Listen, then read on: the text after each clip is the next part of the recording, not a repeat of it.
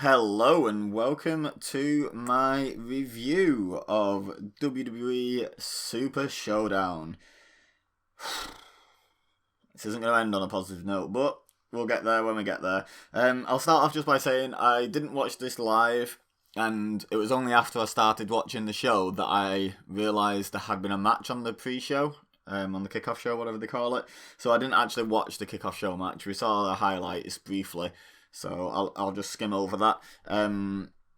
We'll discuss how I did in terms of predictions, how the game did on predictions, which if you don't know, I uploaded 6 match simulations over on EBEZAsimsgames so to see what WWE 2K20 thought was going to happen. So I'll be comparing that to my predictions. I also, in my prediction video, didn't cover 3 of the matches because they were announced last minute on social media as far as I'm aware. I don't think they were ever announced on TV. So I quickly predicted those on Twitter when I was off out to have dinner with Etch's family. So I didn't see any of the show before I made those predictions. I'm not sure where in the show we were up to when I made that prediction, if the pre-show match had happened or whatever, but I just made the predictions blind. So I'm counting them as predictions made as sort of like a secondary score. But I won't be counting them against the 2K20 predictions in terms of like competing with the game because I didn't know about the matches when I did those simulations, so I couldn't possibly do simulations of them. Anywho, let's crack on. The very first thing I saw when this show started, when I got home and watched it on delay, was an "If Goldberg wins, we riot" sign, and I thought, wow, they've even got like Smarky fans in Saudi Arabia now, which I thought was fun. And then I thought, actually, in Saudi Arabia, probably threatening to riot isn't the smartest thing ever. Like, I hope that sign holder's okay, because that was just like not a good idea over there. Like the first match that I watched, because obviously I didn't watch let's just cover the pre-show match very quickly. It was the Viking Raiders and the OC. I was convinced the Viking Raiders would get the win back here. They've been booked pretty strong since coming up to main roster. They've only lost a handful of times, mostly in multi-man matches where neither of them took the pin. The OC have beaten them. They beat them to become the best tag team in the world last time we were in Saudi Arabia, didn't they? But that was my thinking in predicting on Twitter that the Viking Raiders would get the win back in Saudi and continue to be pushed pretty strong. But apparently the OC won. So I was 0 for 1 in terms of overall predictions, not Twitter predictions. Well, I suppose, but that's only 3. Out of the overall show, I was 0 for 1 by the time I even started watching, which is fun. The first match on the main show was how did they say it? They said something like Twake or something, or Tuik. They sort of almost skipped one of the syllables. I can't remember which one it was. I think it was Twake. Trophy, because to me it says Tuik. It's 2 syllables, but they sort of said it almost as 1 syllable. So anyway, that mountain, it was the prestigious Trophy Gauntlet match. Prestigious hereby meaning completely made up, fabricated, and worth nothing, and will never be mentioned again. And it was also introduced as the first ever 2-8 Trophy Gauntlet match, which I put, and probably last ever. Like, let's be honest, all these little gimmicks they introduced don't come back. So, R-Truth was out first. His rap thing on the way to the ring, like he raps his own entrance music, was weird. It's like he's rewritten it all, easy for me to say, and it's all new words. I don't know the words to R-Truth's rap, but it shows how like what we heard on Super ShowDown. And he didn't seem comfortable with it yet. He didn't seem to know what the words were for a lot of it. He seemed to be stumbling a lot and struggling to get it right. I noticed he got the city right. It was in Riyadh, wasn't it? And he actually said Riyadh, Saudi Arabia, which, if you remember a while ago, he had a bit of a comedy gimmick where he kept getting the name of the city wrong. Like that he was in. He'd be sort of trying to do the cheap pop with the fans, but he'd get the wrong place. And it was pretty funny. Notice he didn't dare do that in Saudi Arabia. There's just sort of all these little constraints, isn't there? Like, there's these subtle constraints. Lashley was out second. He came out with Lana, who was like fully covered in like, I can't remember what the name of the traditional dress is, but like she was like head to toe covered in like this loose fitting dress shawl thing, and quickly went to the back as well. Like she didn't come down to the ring with him. She just came out onto the stage and then went back into the back. So I hope her appearance fee and paying for her flights over there and everything was worth it, WWE, for her to literally come out and stand on the stage for 5 seconds.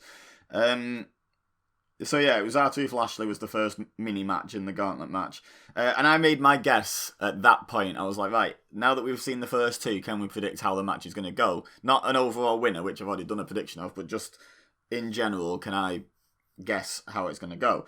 And I guessed that Lashley was going to beat R-Truth, then Ray was going to come out, beat Lashley, somehow beat Andrade, somehow beat Rowan, and then get preyed upon by AJ Styles to opportunistically take him out, and AJ Styles would win. Because my original prediction was for AJ to win, so I still had to find a way there. And I suppose, arguably, he sort of did, but we'll get there. So anyway, R-Truth beat Lashley, so that was my predictions out the window, wasn't it? It was some weird. He like ducked out the way of a spear. Lashley hit the corner, and then R-Truth kind of came up on all fours. Have you ever done that prank back in school where one of you crouches down behind someone and the other one pushes them over? It was like that, but without anyone to push Lashley. He just sort of fell over R-Truth, and then R-Truth just rolled him up and pinned him. And I was like, what was that? It was just a weird. Even though it's in a gauntlet match and there's a whole way to go, it was just a weird way of finishing a fall, basically. Then Lashley did a beat down. He beat down on R-Truth after the fall. The referee did absolutely nothing about it. Like, the beatdown went on almost as long as their little mini match went on, and the referee was just sort of stood there going, "Hey, come on!" Like, didn't call for security. No more refs came down. No, he didn't even like really try and get in the way or stop him or anything. He just sort of stood on the other side, like there was still a match going on. He was almost refereeing the brawl. It was weird. Eventually, Lashley had done his bit. I think he hit a spear and left. And I didn't spot what he did because honestly, I sort of drifted in and out during the little brawl bit because I was like, okay, this is going to go on far too long. But he apparently hurt R-Truth's arm. R-Truth had like a cut on his cheek, but he also was selling the arm a lot, ready for Andrade coming down. Andrade didn't have Zelina Vega, by the way, so they deemed Lana worthy of a payday for standing on the stage, but not Zelina Vega, just FYI. So yeah, Andrade came down, and they did the whole Andrade playing off R-Truth being hurt by Lashley, and da-da-da-da-da. And then he went for his spinning back elbow, which is basically Chris Jericho's Judas effect, but missed it, and they collided, front of R-Truth's head to back of Andrade's head. Andrade fell, and then R-Truth stumbled and fell onto Andrade and pinned him. And I was like, what are these booking decisions like? Can you imagine one of these as the finish to a singles match at WrestleMania? Like, if you can't imagine that, maybe don't do it here either. Like, it just seems stupid. There's plenty of ways of getting like a not a fluky victory like that. Like, that just shouldn't end the match. Like, Bobby Lashley tripping over R-Truth shouldn't put Bobby Lashley down.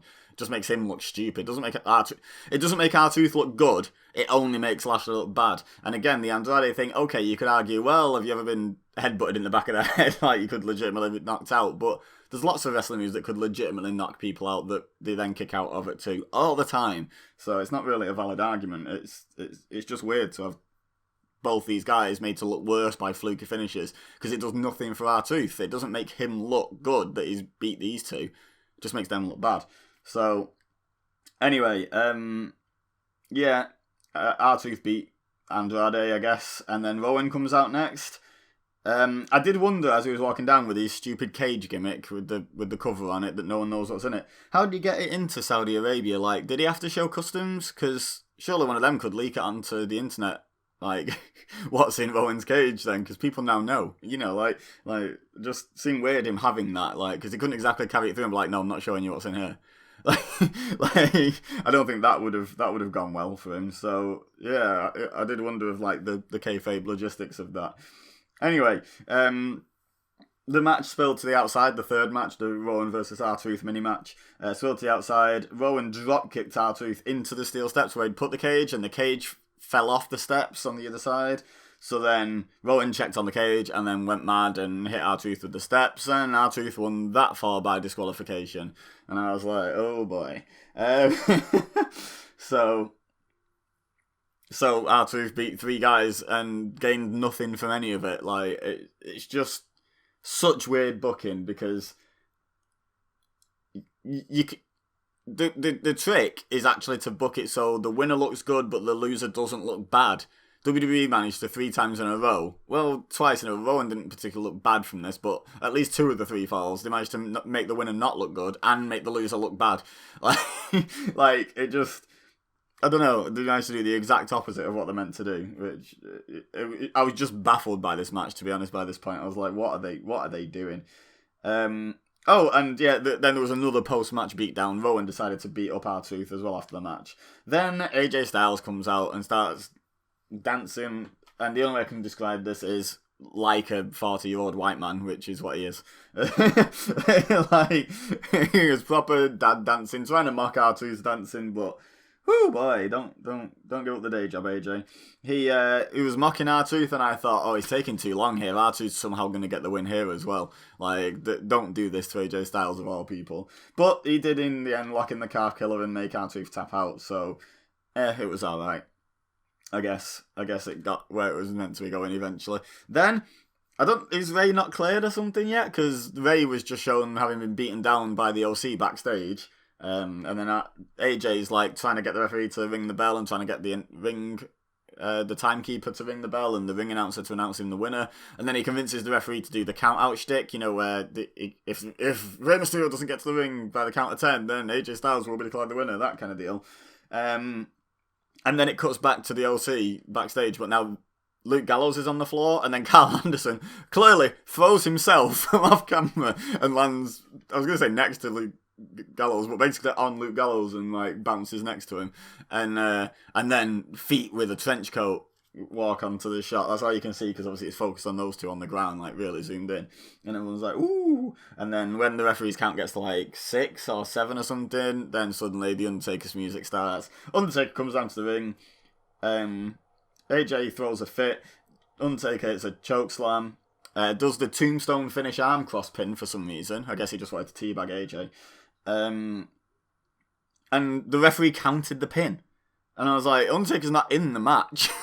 Like, no matter how much of a legend and how much you respect him, you can't count the pin and declare a winner of a match to be someone who's not in the match. Like, that just doesn't work. They could have just had him chokeslam AJ. Like, I don't see what the issue is with that. It's not like Undertaker's going to do anything with that trophy. AJ could have used it as bragging rights. He could have coupled it with the OC's best tag team in the world trophy, and they could have been really obnoxious in the build to WrestleMania. Undertaker's not going to be carting that. I hope he's not going to be carting that trophy around with him. It takes him long enough to get to the ring anyway. Like, imagine if he's like dragging that behind him, in a little, those little trolleys that kids get that they pull along with like the toys in it. You just imagine Undertaker with one of them. But yeah, like. It's just, I don't know, just ridiculous. This entire match was just booked ridiculously. I just don't know what was going on. I don't know what sort of drugs Vince was doing when he booked this match, but he was having a great time, that's all I can say. So, I didn't get this match right because apparently Undertaker won. So, anyone that predicted Undertaker to win this match that featured 6 men, none of which were Undertaker, kudos to you. Like, well done. I predicted AJ, who was the last legal entrant in the match remaining. I didn't give myself a point for it, but I'm claiming a moral victory there. I was sort of right. I was technically 0 for what? I was technically 0 for 2 because I didn't get the pre-show match right either at this point. So I was 0 for 1 in terms of official YouTube predictions, and I was 0 for 2 overall. WWE 2K20 was 0 for 1 because it picked Andrade, I believe, to win. If I remember rightly. If I remember the end rightly, sorry, spoilers, but you probably would have watched this before Super ShowDown if you were going to watch it at all. I think Ray eliminated the first 2, Rowan eliminated Ray, AJ Styles eliminated Rowan, and then Andrade eliminated AJ, if I remember correctly. That's how that went. So yeah, Andrade won, so 2K20 was well and truly wrong. He lost to accidentally clashing heads. So he was well wrong. So we're both on 0 correct predictions, no matter how many you count out of. We've both got nothing right so far. Then we had a New Day promo. It was pretty generic stuff for the New Day. They're always reasonably entertaining, but it was nothing mind-blowing said in this. Just, we're going to win. It was just one of those promos, but, pre-match promos. And then the next match was the Tag Team Championship match, SmackDown Tag Team Championships, Miz and Morrison versus Kofi and Big E. And I didn't simulate this match on WWE 2K20 or on any game, because fun fact, there's not been a single game in wrestling game history with The Miz, John Morrison, Kofi Kingston, and Big E all on the same game. So, other than downloading a John Morrison off Community Creations, which I feel wouldn't have been balanced properly, I had no way of doing this match, so we just had to make do without. Before the match started, when the champions have to hand over the belts, Big E was just like, normally they give like the belt a little kiss and hand it over to them. Big E was just like licking his title, like massive lick strokes all along, and Miz and Morrison were like, obviously, no in, we have to take that. Like that's gonna be hard in a bit.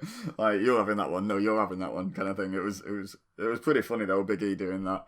The tag match itself was alright. I'm not gonna do like a blow by blow account of these matches. Like, watch the match if you want that. Watch the show. There was a big spot though right near the end where Kofi tried to do his trust fall, but the one where he just clean jumps over the top rope and turns backwards, and Miz just moved out the way and Kofi hit the floor with a thud. It looked like it really stung. It was a really good spot actually. But if you think about how far he fell just to a flat, and it wasn't even a flat back bump, he didn't even land like they normally do, where they slap the mat with both arms and land properly flat. And he just landed on his back, basically. I mean, he was flat on his back, but he didn't do the break fall thing that they normally do. It just looked a really nasty fall. And then I think he took the fall. I didn't actually write down who took the fall, but I think he ended up tagging in. John Morrison managed to jab him in the stomach with a chair from outside the ring, and then Miz rolled him up with a schoolboy and grabbed the tights and got the win. And Miz and Morrison picked up the tag team championships, and that was me 1 for 2 or 1 for 3, depending on if we're counting the late announcements going forward. The game is still 0 for 1 because I couldn't do this match, like I said. So I got this one right. It was an alright match. It was probably the right result. It was about time to give Miz and Morrison the titles, otherwise you've built them for nothing kind of thing, and it can continue the feud at least till Elimination Chamber, because that's only in a week and a couple of days now, so you need quick build feuds for two shows that close together, so doing a rematch is pretty easy and pretty obvious, especially with them having used a chair and cheated and pulled the tights. It gives the faces justification to require a rematch, so yeah, good stuff. Up next was a Seth Rollins and Murphy promo. It was Seth Rollins doing his usual sort of religious puns and his Monday Night Messiah Jesus shtick. Not sure how good an idea that was to do in Saudi Arabia, but nothing bad came of it, so whatever. It was just a general promo. We're going to retain the titles. The Street Profits are bad people because they don't follow Seth Rollins, all that nonsense.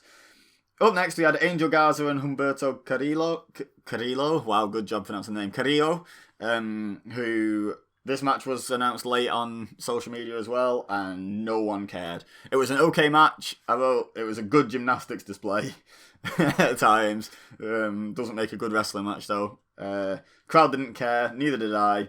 Garza won with a roll-up, so 2 roll-ups in a row on this. So far we've had someone who wasn't in the match win the match, and then we've had 2 roll-ups. And during that match that someone won that wasn't in it, there was a couple of really shifty finishes as well. So, not a good night for finishes so far. Finishing moves apparently don't finish matches. Even the chokeslam is Undertaker's finisher, is the tombstone. So, no match has been won with a finisher as yet, as far as I can tell. I mean, I didn't predict this one, so I was still 1 out of 2, or... I did predict on Twitter this one, and I predicted correctly that Garza was going to win, so technically I'm 2 out of 4 if we're counting those predictions as well. So, not doing too bad. Either way, I'm 50-50 at the moment, so not terrible considering how wildly unpredictable this show was at times, and not necessarily in a good way. Next, we had a Bayley promo. It's talked about making history and how she always makes history and people are finally cottoning on and etc, blah, blah, blah. It was the same Bayley promo as ever, except she was actually making history now because it's the first time a women's championship's been defended in Saudi Arabia. Not the first women's match. She didn't get that history-making moment, but the first time a women's championship match, which now explains why they did a non-title match last time, because then they get to make history twice instead of just once. Call me a cynic, but that's probably why they did it. Then the next match was the Raw Tag Team Championship match, Rollins and Murphy against the Street Profits. It was a decent tag match. I don't think it was overall quite as good as the SmackDown one. It was still pretty good though. It was close. The finish came when Dawkins had his head through between the middle and bottom ropes for whatever reason. I can't quite remember why. I've slept since watching the show. And Seth Rollins was on the apron, so he just curb stomped him, and then Murphy dragged him in and pinned him. I predicted Rollins and Murphy to retain the titles here, so 2 for 3 or 3 for 5, depending on how we're counting it. The game predicted a double count-out draw, so I ain't giving that the point for predicting the right champions coming out of that. That's 0 for 2 as far as I'm concerned. That was a bold prediction on the part of the game, and it didn't come through. So, yeah, sorry, snooze, you lose. You're still on 0. Next, they did a recap of the... Oh, first match to finish with a finisher, by the way. It's curb stomp. It wasn't the guy who got the pins finisher, but it was a finisher nonetheless. Next, they did the recap of the pre-show match between the OC and the Viking Raiders, which I was pretty grateful for. Means I didn't have to waste my time scrolling through the kickoff show to find the match and watch it. Ivar, I can't remember which one's Eric and which one's Ivar, but the one that used to be Hansen, it missed the moonsault. The bigger guy that does the bad cartwheels and does things like moonsaults to show how athletic he is for a big guy. He missed a moonsault, and then they hit him with a magic killer, and then got the pin, and yeah. Don't need to watch that now. Lovely stuff. Still predicted it wrong, no matter how the finish came about. Up next was Dolph Ziggler versus Mansoor. Did anyone predict this one wrong? I could have almost booked the match in advance. Like, Ziggler dominates, Mansoor hits a couple of honestly pretty cool moves during his comeback. He did like a springboard neckbreaker that was almost like a rope flip blockbuster. It was pretty nice. He hit like a reverse slice bread that ended up landing in a DDT position. That was pretty fun. And then he hit his moonsault for the win. The moonsault, by the way, was pretty gnarly because it looked like he just full-on hit Ziggler in the ribs with his knees, which is not how you meant to land a moonsault. He basically didn't jump far enough and just It ended up looking better than a normal moonsault, to be honest. Probably didn't feel better for Ziggler, but hey-ho. It's not ballet. Mansoor picked up the win, hometown hero. Literally hometown, not even just home country. Riyadh's apparently his actual hometown. So, yeah, 2 out of 3 in terms of YouTube predictions, but I did predict that one correctly on Twitter as well, so 4 out of 6 overall. The game obviously didn't do a predictions, A, because I didn't know it was coming, and B, because Mansoor's not in the game, shockingly. So, the game is still on 0 out of 2 at this point. He then cuts a promo, as he does after all of his wins in Saudi Arabia. It's just a general hometown generic babyface promo. All the promos were really generic, really.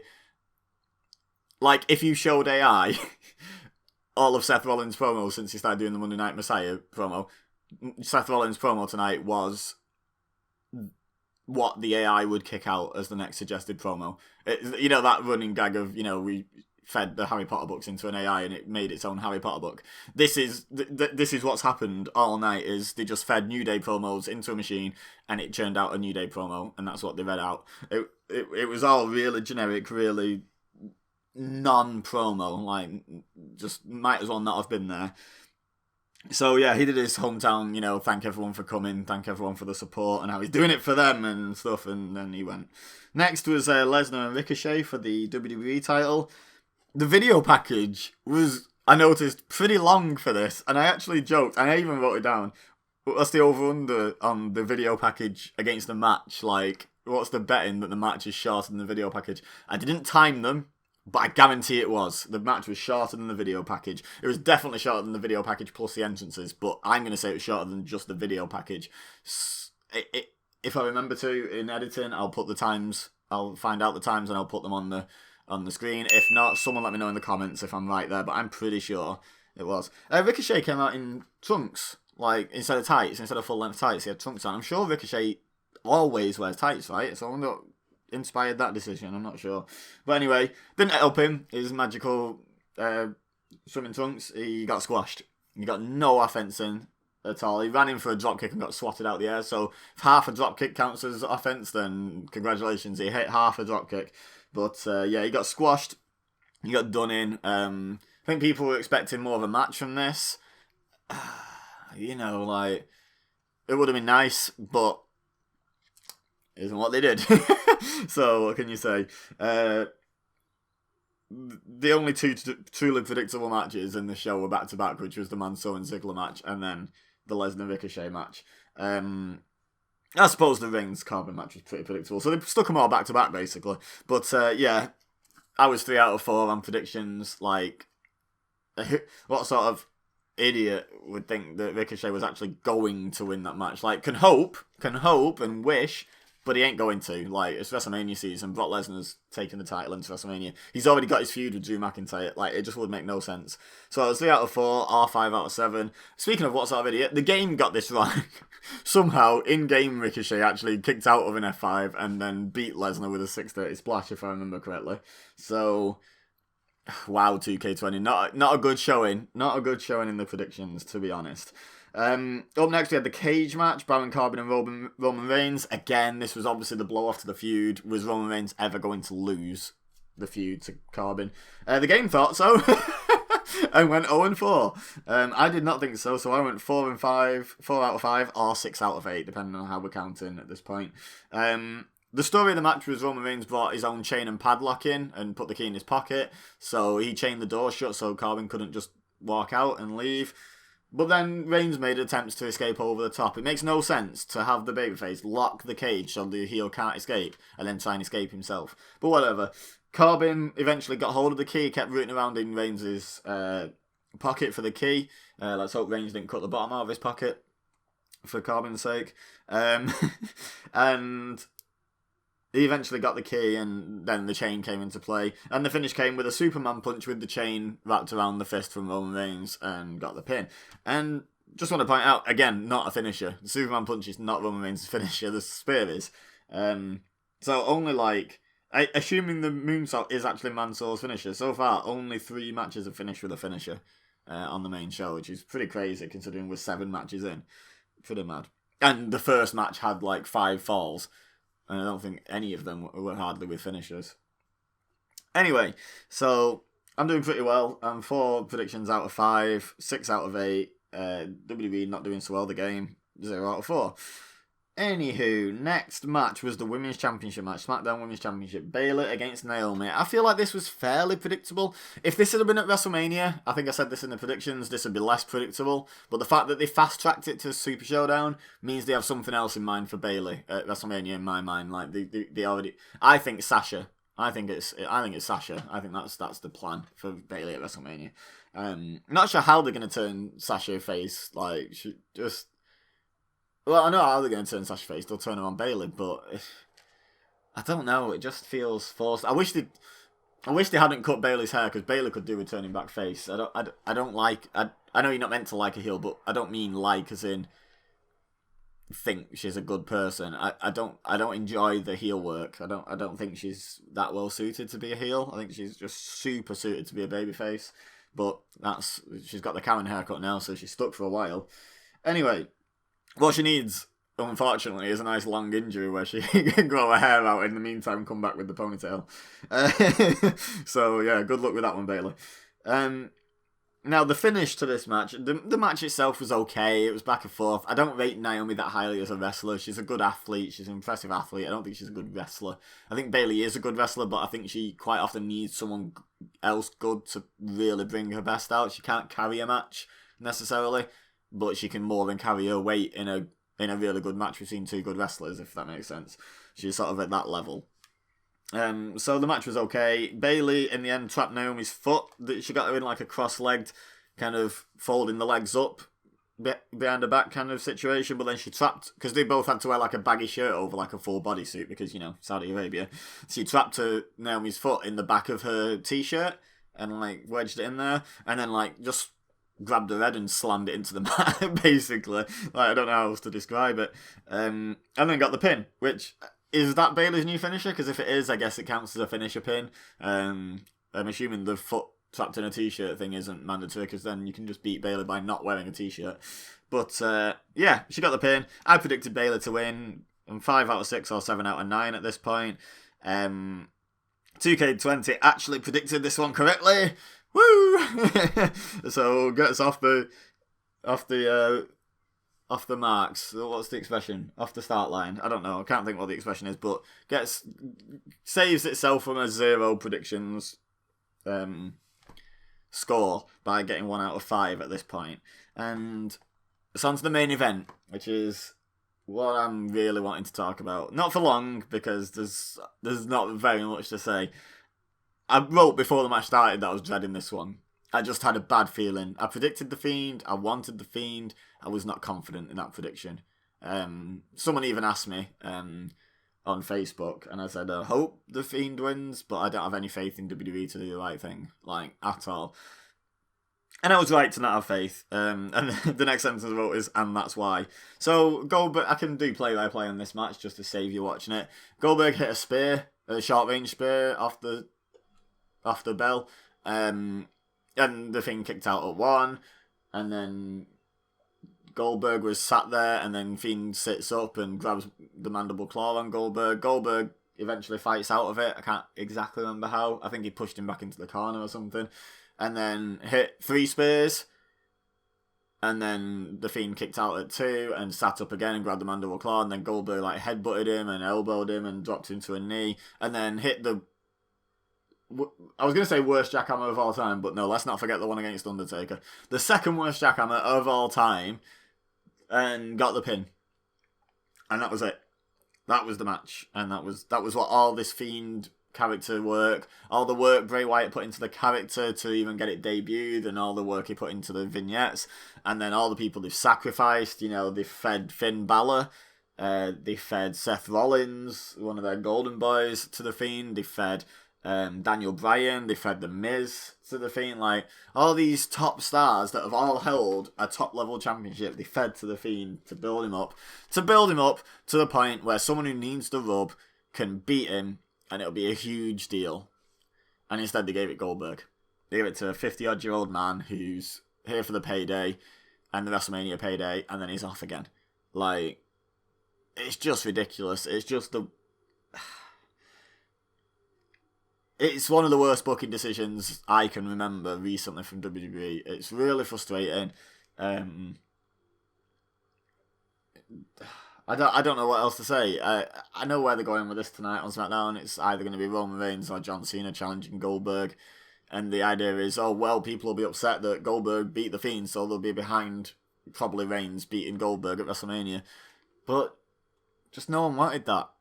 Just no one wanted that. Like, even the few people I can think of that aren't a big fan of Bray Wyatt's character and the current gimmick and The Fiend and all that, probably wouldn't prefer Goldberg or Roman Reigns as the champion. Like, you know, like, I can think of very few people that would prefer Goldberg, definitely, like, as the champion, except, like, really old school sort of fans that aren't really a fan of the current product but remember Goldberg and like, hey, yeah, nostalgia. Like, that's about the only reason.